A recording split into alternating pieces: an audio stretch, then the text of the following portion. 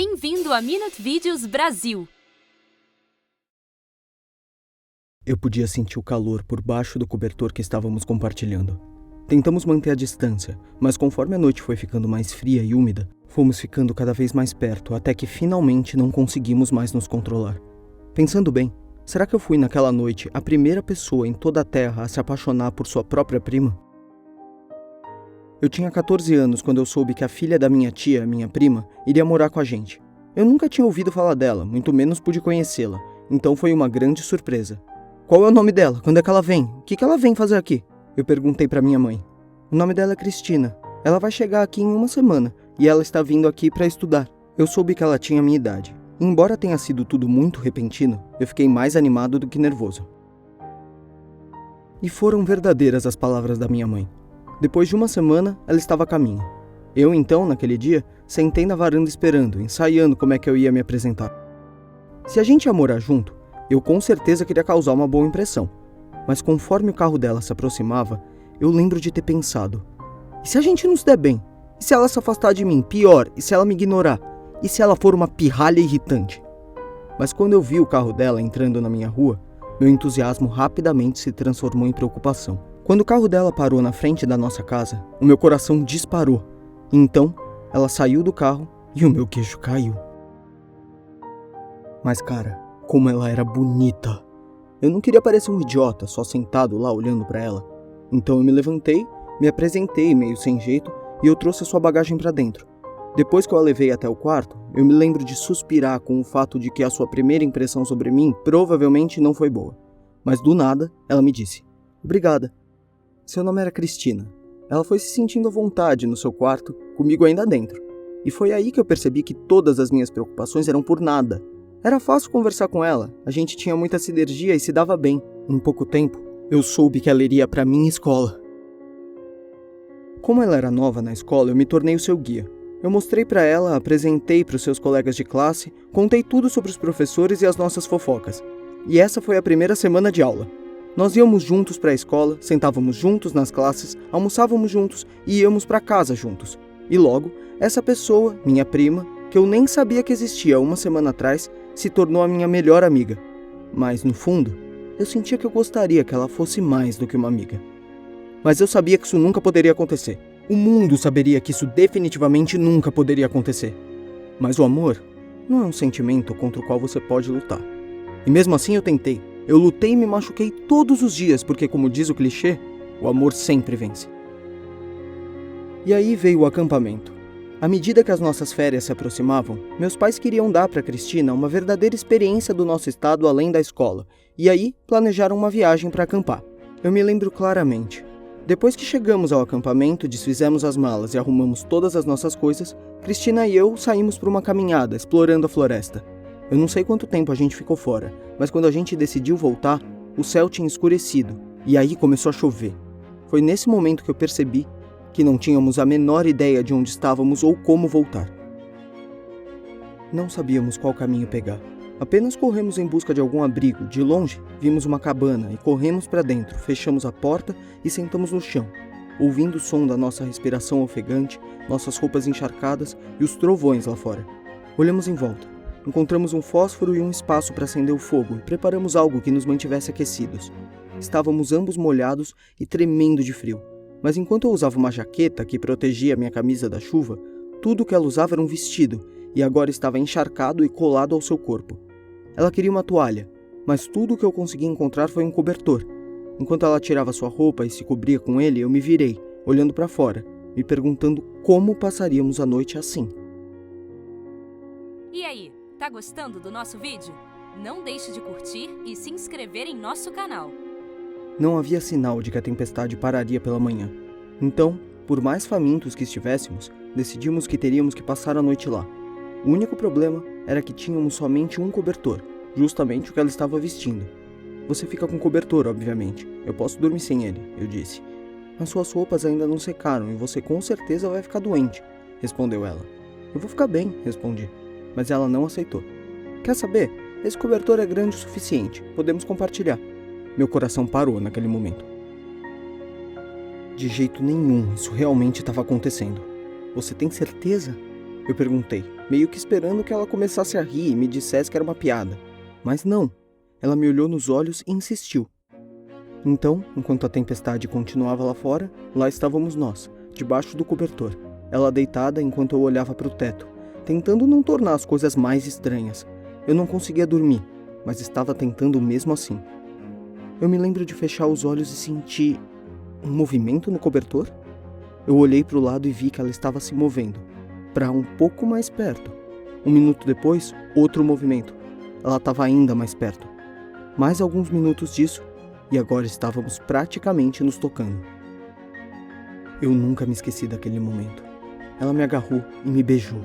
Quando se afastou, escondeu o rosto no meu braço e murmurou: "Eu te amo." Será que naquela noite na cabana, eu fui a primeira pessoa do mundo a se apaixonar por uma prima? "Eu também te amo", eu disse a ela. Estávamos nós dois em estado de choque, mas felizes e apaixonados. Nos abraçamos até adormecermos e quando acordamos, a tempestade havia parado e tudo o que ouvíamos era o som dos meus pais nos procurando. Enquanto eu apaguei o fogo, ela se vestiu, correu para fora e explicou como nos perdemos durante a tempestade.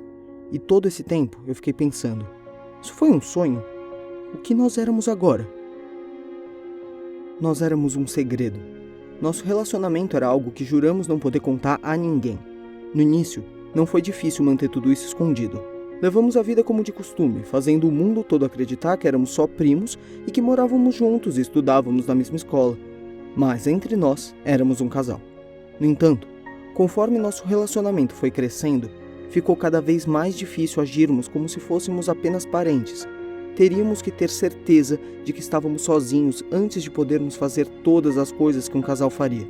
E com o passar do tempo, começamos a receber cada vez mais olhares, rumores e perguntas. Algumas pessoas perceberam a maneira como agíamos um com o outro.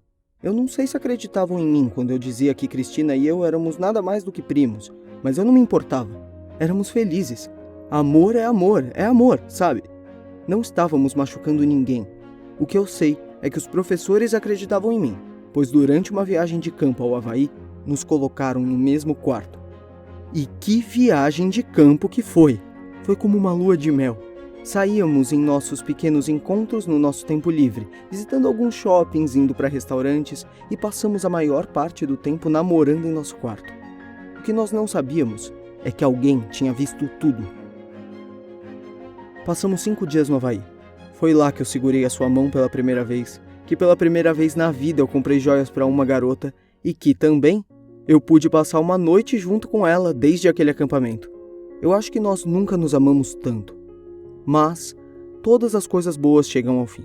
Após a viagem, voltamos para casa e, claro, tivemos que voltar a fingir que éramos amigos, na melhor das hipóteses.